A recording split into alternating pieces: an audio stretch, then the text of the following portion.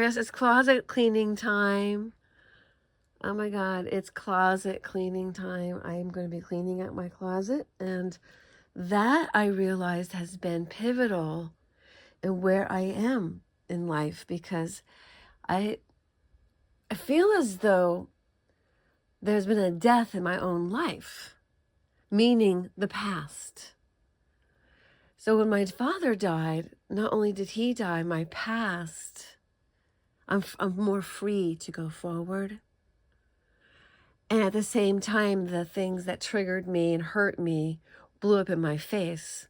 And the most hurtful thing was the way my sister acted by holding on to the silver and not understanding how meaningful it is and how precious those items are, and how much it would mean to me if she actually gave them to me of her own free will, other than my having to force her hand. It would be such an amazing thing if she could just see the decency of returning just 2 place settings to me, rather than being begrudging about it.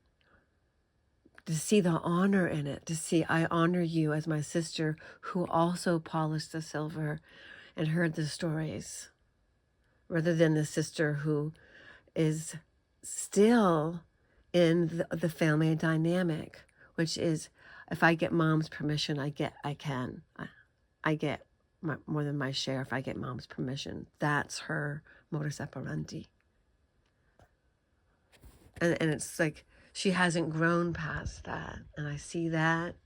So it's not personal to me that she's not being generous. It shows me the lack of her own spiritual development. It shows me how infantile she is. So if it means enough to me, I will go through the legal system, and I will at least pursue the matter to find out, number one, how to do it, because I know there is a way. And number two is, how much does it cost to do this? And number three, is it worth it? Because I'm processing how I'm feeling. And so having the actual physical objects is not a need for me. I don't have to have the actual physical object of the silverware and the heirloom to remember and have fond memories. And to see the meals and the play settings that I was so proud of. I took that into my marriages. I was always so proud of my play setting. And in fact, a bouquet of flowers on the table, that's just such something that I just love doing that. And that was actually a bone of contention in my first marriage. When y'all ever heard about the Fresh Market? The Fresh Market is a kind of like a high-end grocery store, but they have nice bouquets of flowers that aren't that expensive. And you can get these flowers and put them on the table and have a beautiful dinner for like, what, $8 back then? Now it's probably 13, 15. I don't know how much a bouquet of flowers is anymore. Because in all honesty, doing the play setting thing is something I did for a show of love. And so I will get to it, because I'm realizing now it's time for me to do that again for myself. Because those are all the things that I was always joy-filled to do. Those are the things that I love to do and provide. And my mother actually imparted the love of a table setting and the love of a beautiful centerpiece. And she would use her creativity, of which she did have an abundant supply. She did. And she would make these like crazy cottagey English garden everythings. And it was delightful. It was delightful. I loved it. I loved it. And so with the first husband, made a place setting. I'm putting you down so I can make this mix.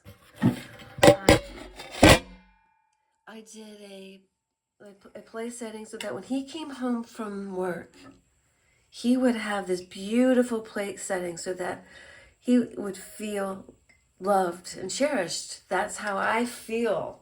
I feel loved and cherished by a nice place setting. That's why I like fine dining. I discovered this about myself. I love the whole ceremonial thing of the fork being placed just so. And then when you order a coffee at the end, how they come with a spoon and place it just so.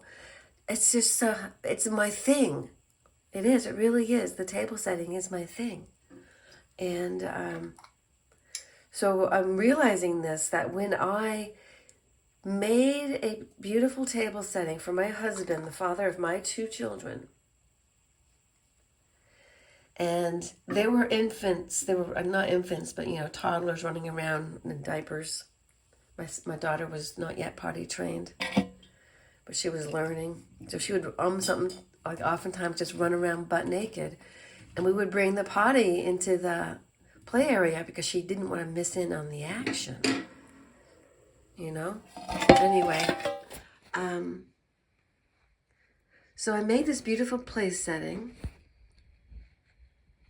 And what happened was he got angry. He saw the flowers. He saw the silverware placed just so. He saw the beautifully, freshly pressed from the iron linens. He always appreciated a good ironed something or other. His German mother must have ironed everything. He just loved ironing. He ironed his own shirts. He was just so happy ironing. Anyway, he wasn't happy when he saw what I had ironed, what I had presented. He wasn't happy at all. He got angry at me. This is the dysfunction of the garden variety narcissist. He got angry at me for making him feel less than because he didn't deserve the presentation. What did he do to deserve this? You're making me feel like I need to do something more. It's like, oh my God, it's a beautiful place setting. I'm saying thank you for going to work while I'm raising our children at home, asshole. But no, instead he had to get all huffy and angry. And I'm realizing now that I'm a sensitive soul. I really, really am a sensitive soul. But it wasn't just that one incident. That's what people don't understand. It's not just one thing. It's death by 1,000 cuts. That everything, your entire life is spent convincing them they're worthy. A good amount of your mental and your emotional space is taken up reassuring them that no, it's not them, it's the other person. There's nothing wrong with them at all. That you have to constantly reassure them.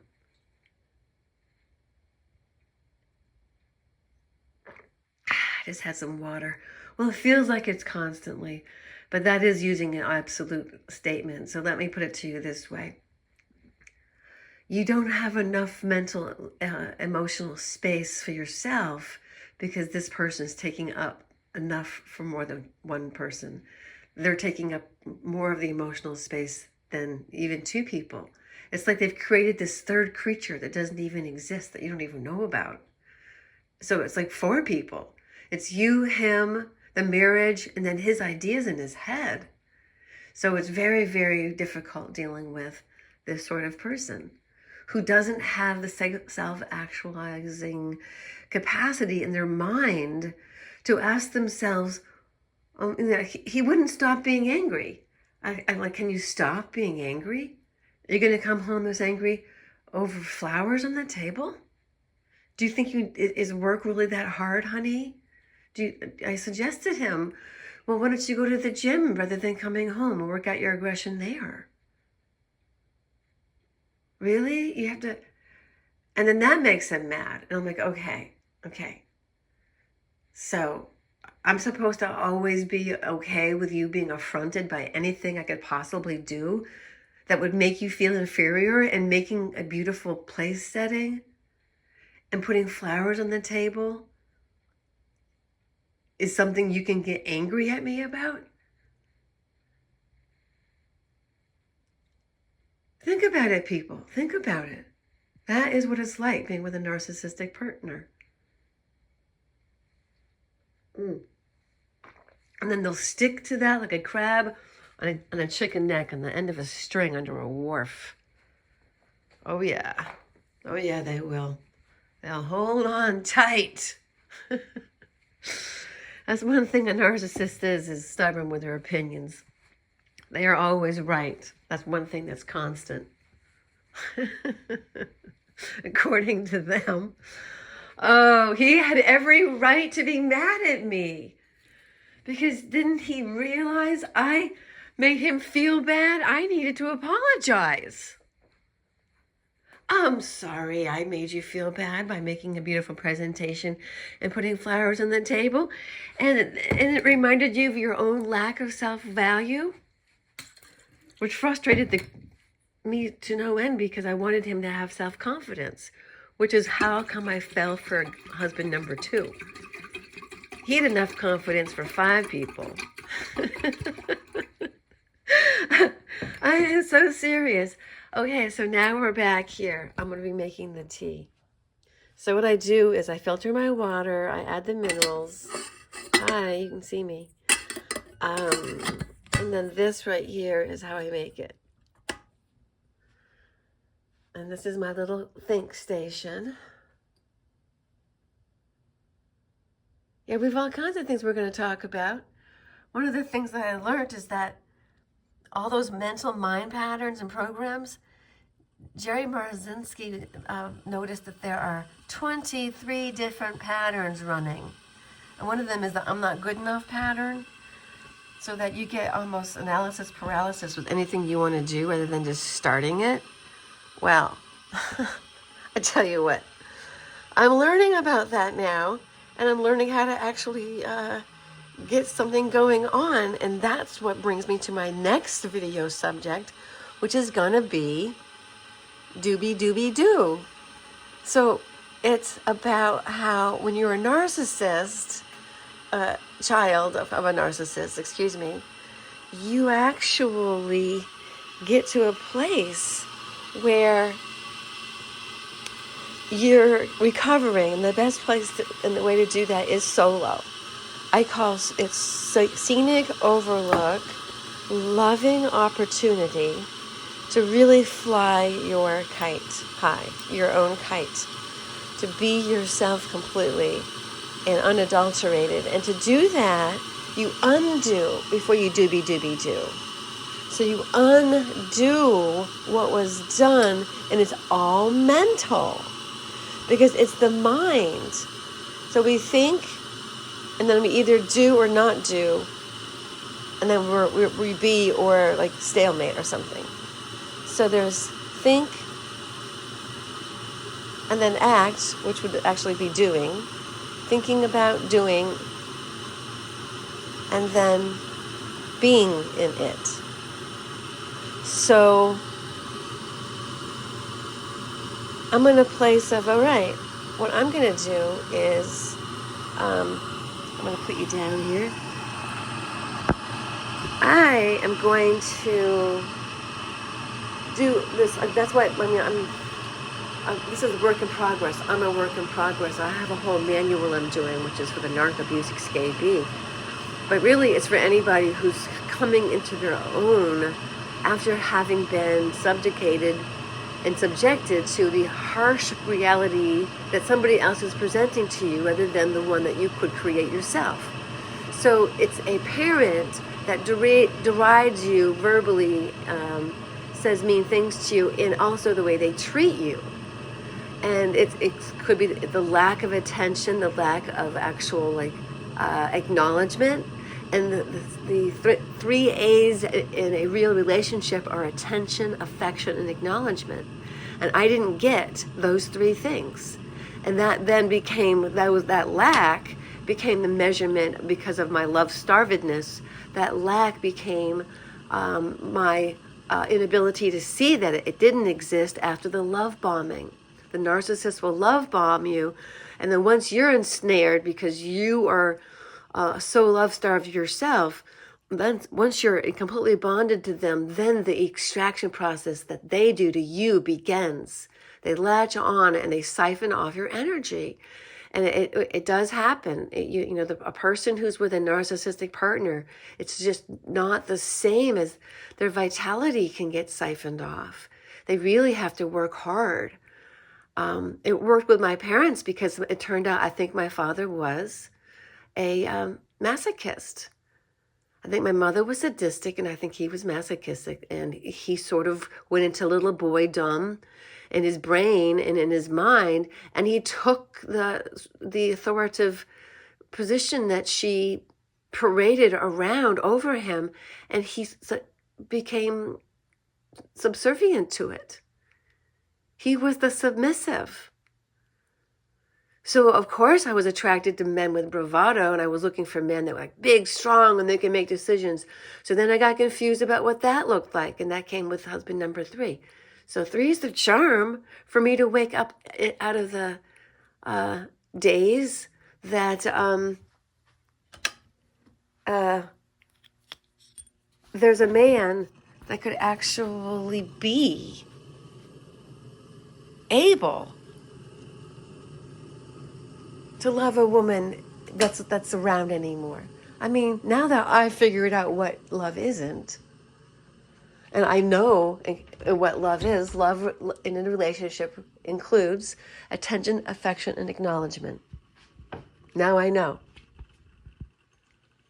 A real family actually has a conversation with you, not a one-way opinionated person dominated the conversation and then telling you to shush. So learning how to actually have a conversation.